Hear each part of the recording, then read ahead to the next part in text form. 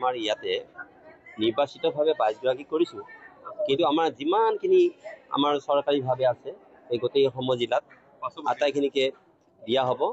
আৰু মই ভাবোঁ যে যিখিনি 535গৰাকীৰ উপৰিও আৰু কিছু আছে সেইখিনি মই ঠিক ঠাক কৰি পেলাই যাতে দিয়া ব্যৱস্থা কৰে, মই সেইখিনি কথা কৈছোঁ।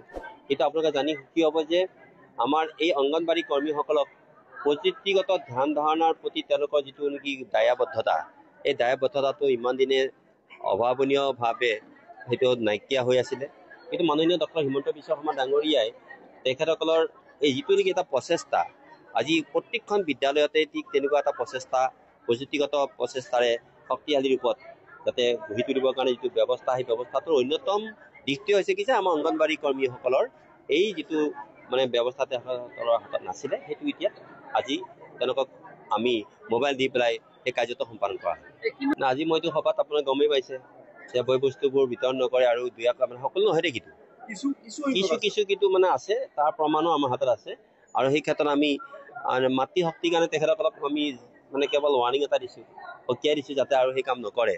কিন্তু আমি যদি তেখেতসকলে যদি সেই কামখিনি কৰিয়ে থাকে, তেতিয়াহ'লে এটা দেৱ শিশুৰ যিটো পবিত্ৰ অনুষ্ঠান অংগনবাড়ী, সেই ক্ষেত্ৰত কিন্তু আমি কঠোৰ ব্যৱস্থা হাতত ল'ব লাগিব।